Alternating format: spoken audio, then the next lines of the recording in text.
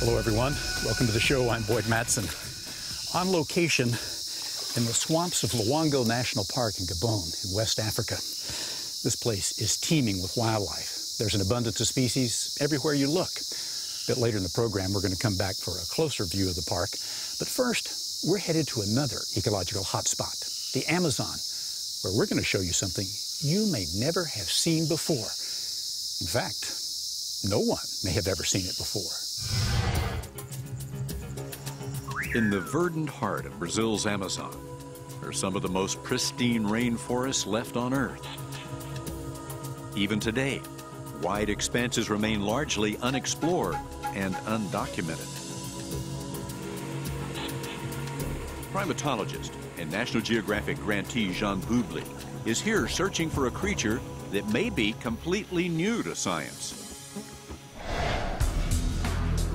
It all started on a visit 2 years earlier, when Jean spotted some Capuchin monkeys that looked out of place. It took me quite a few minutes to realize that it was a kind of wedge-capped capuchin, and they're not supposed to be found in Amazonas at all. While they're common in Venezuela and are known to live in the far north of Brazil, these monkeys were far from where they were supposed to be, so Jean was intrigued. But before he could get a better look, they were gone. Now, he's hoping to locate the monkeys again.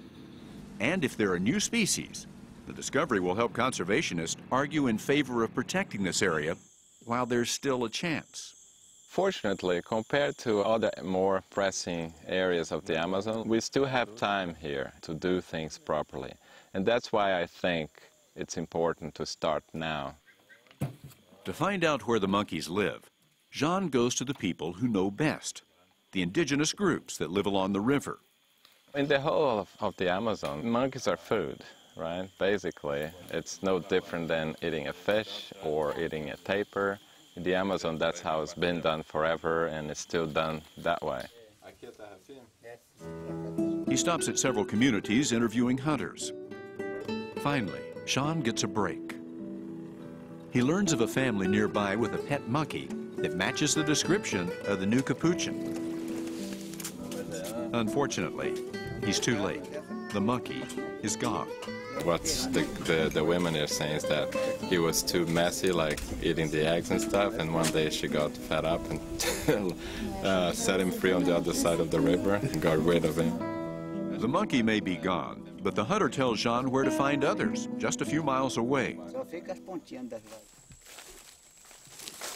Jean sets out into the forest with his field assistant, Wanderly Soares, a local who has spent much of his life in forests like this one. Field guides, they really know the land much more than you do. And even if they don't know specific places where you're exploring, they have that sensitivity to know where monkeys are more easily found. Every few yards, they stop and listen for the sounds of monkeys in the trees. Finally, they hear something. We're on the chase of a group of wedge-capped capuchins, the new guys. There's apparently a big group near here. Appears like they're fleeing from us. Suddenly, the monkeys scatter, and Jean takes off after them, hoping to catch a glimpse. But it's nearly impossible to outrun a troop of monkeys in the dense forest. They get away. They were pretty fast. I'm not sure if they're shy because somebody has been hunting them. They completely outrun us.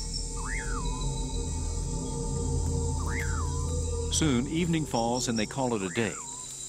But late in the night, Jean gets word that a hunter has arrived with an unexpected delivery.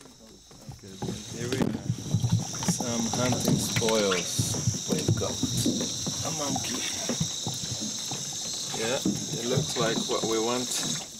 It's a Capuchin with the dark markings they have been searching for. I don't feel that bad that it's not going to be his dinner. At least one is going to be used for science, for the conservation of those animals in this area, which is not preserved at all. Back at camp, Jean takes some measurements and collects tissue samples for genetic analysis.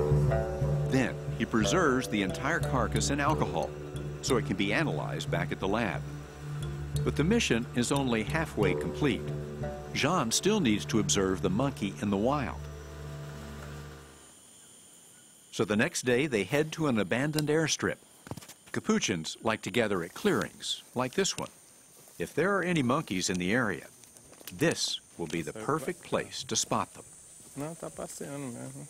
After hours of stalking the edges of the runway, they hear a rustle in the trees. And soon, a single monkey emerges from the canopy. It's the wedge-capped capuchin. For the first time ever, it's captured on video. And now we've got all the evidence we need. We've got the animal preserved in alcohol, tissue samples removed to do genetic studies to find a relationship with the other closely related species, and we got it on tape. So this is it. We're going to now, make a case for a new taxon, a new species. Jean and the team pack up the boat for the long trip home. There's still much work to do back at the lab to determine whether or not this is indeed a new species of primate. But for now, this one uncharted corner of the Amazon is a little better known. And hopefully, that means that someday soon, it will be better protected.